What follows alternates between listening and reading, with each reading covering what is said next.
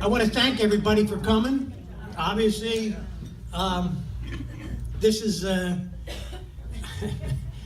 this is one of these occasions that I felt that, well, let's put it this way. Anybody that wants to have a surprise party, I have one suggestion: don't.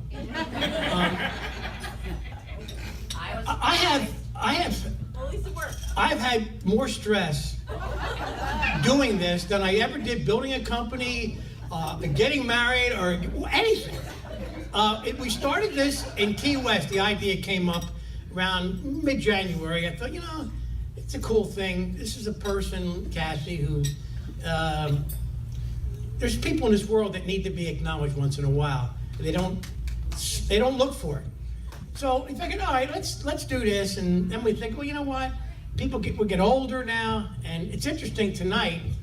This is the first time in a long while I've had a party, and there were like a half a dozen people that were physically unable. They were not up to, health-wise. You know, that is a reality that I never dealt with before, having parties. Usually we have more than we needed. And now, but anyway, so this whole thing started in Key West, and then, we figured out how many people. We'll get 60 people. Okay, so 5 months and 60 people. I'm not a paranoid person, but I'll tell you, just my paranoia was justified. I'm just going to give you one example. Now, starting here, I told everybody this is a surprise.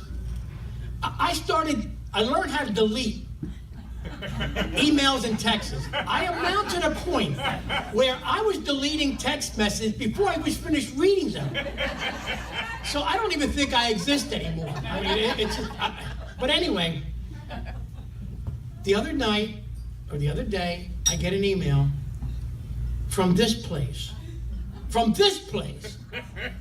confirming the number of people. So the paranoia, so I came over here in a hurry. They would have preferred to have taken that day off. It wasn't the first, but that was the last time. So we're here. I've never really, despite the fact that I have a history of drinking, today was, when I walked through the door, was the first time I actually needed a drink. But having said all this, it's time, in life, as you get older, people become more important, whether it be family or friends or neighbors or whatever. And this is really an excuse really to bring together people that have become the fabric of our lives one way or another. Some people we've known, some people that, Kathy, one person in here, one of Patty's wife, met for the first time, and other people, Kathy's sister and all, had been with her her whole life. So this is an eclectic group. However, there is one segment of people at this little party here that I guess probably gives an indication of where Kathy and I spend a lot of time. Just for the hell of it, would everybody who's a bartender raise their hand? I'm just curious. We have 1, 2, 3, 4, 5, 6. Now we have about. Now I'll stop here. I'll stop here. I mean, by the way, speaking of eclectic, this gentleman here that's walking in. This is like a soup to nuts party. Tommy O'Leary is an undertaker. And he's probably one of the fun people I know. But on a serious note, this is really about impact. Kathy is a person. We all know her strong points. She has brought her A game to every role that she's had in life, whether it be a sibling, a daughter, a mother, a business partner, an employee, a friend. She only has one game, an A game.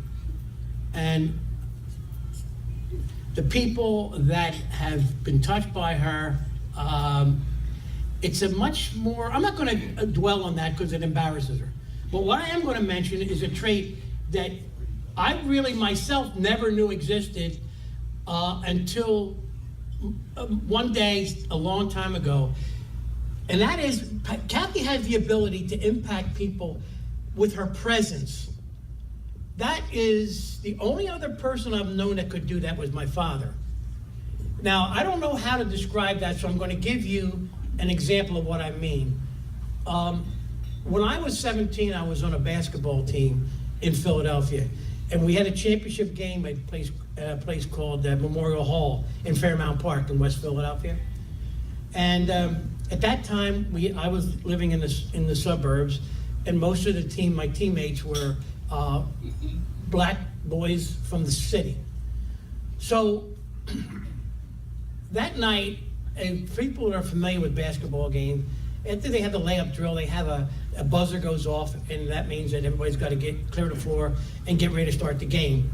Anyway,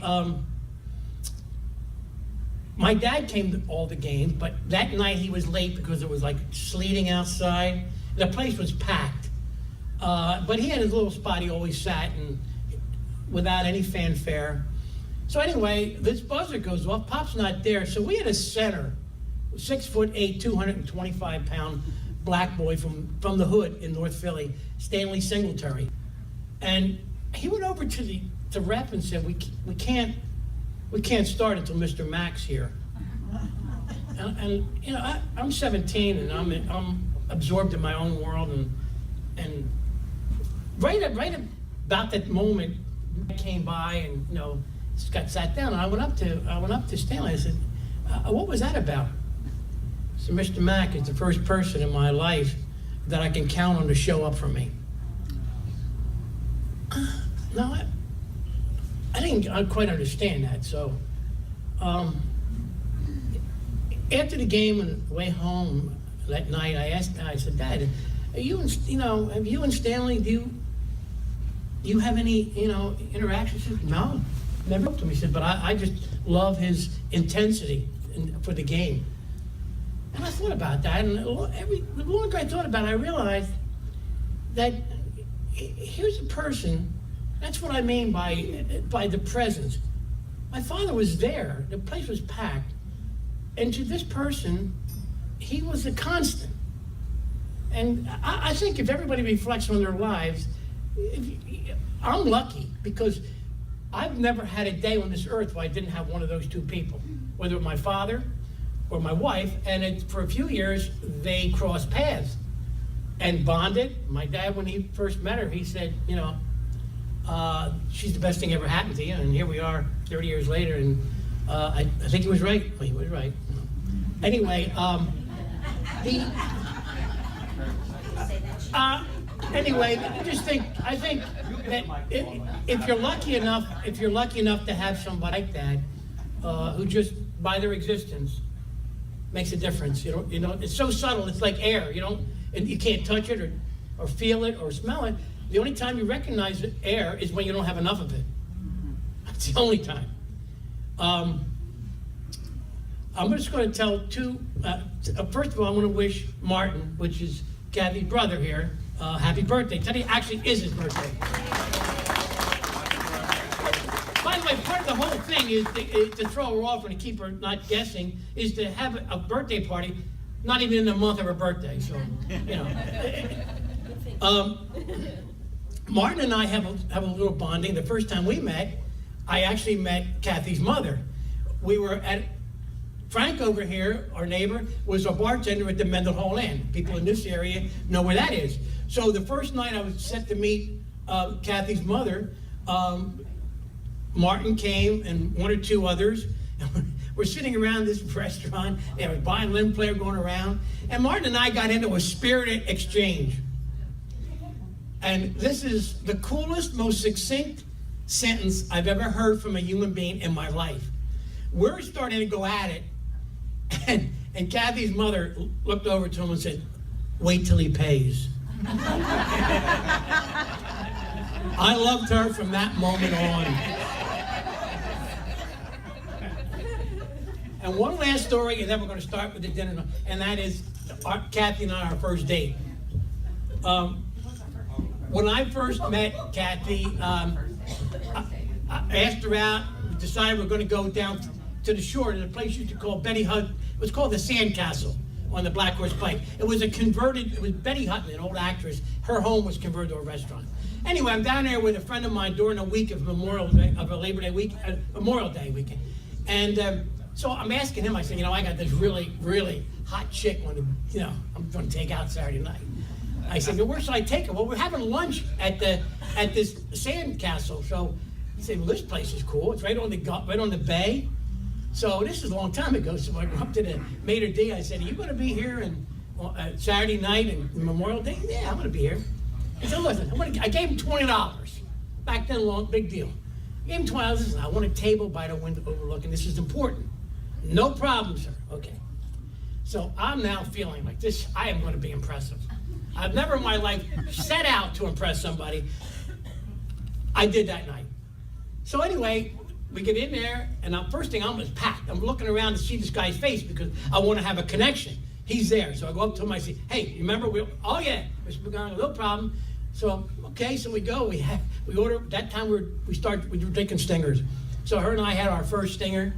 So a few minutes later, the girl comes up with the menu. Said, Mr. McGonigal, yeah, come follow us. So we follow. So we're going up the stairs. I thought, man, this is even better. I got a view from upstairs. We get to the top, and there's a table. First of all, this is a converted home. So there's a table right at the top of the stairs by the wall. So he sets the menus down.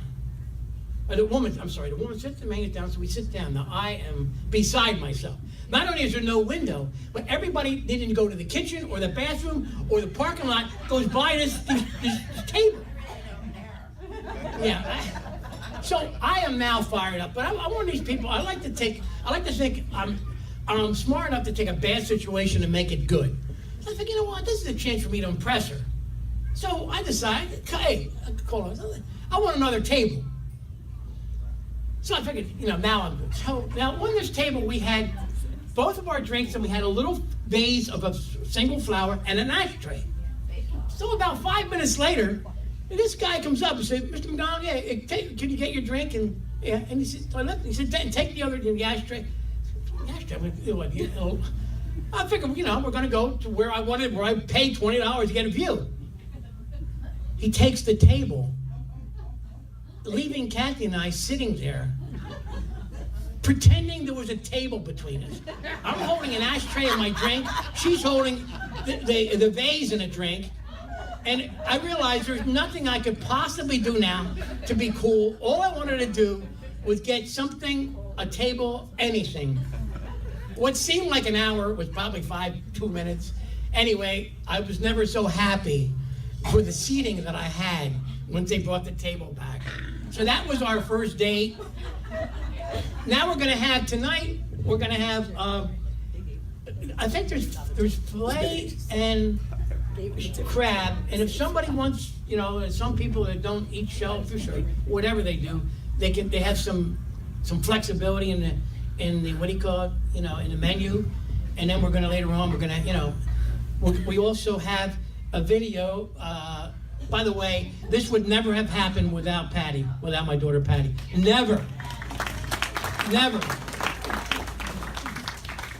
And we have a video of thanks to Kathy Boy Bryan, of people that couldn't make it, and some strange things. So anyway, thank you again for coming, and we're going to have a party tonight. This guy here, Rob, is one of the best musicians, singers in this area. Anybody that's familiar with him. Anyway, all right, my boy, let's go.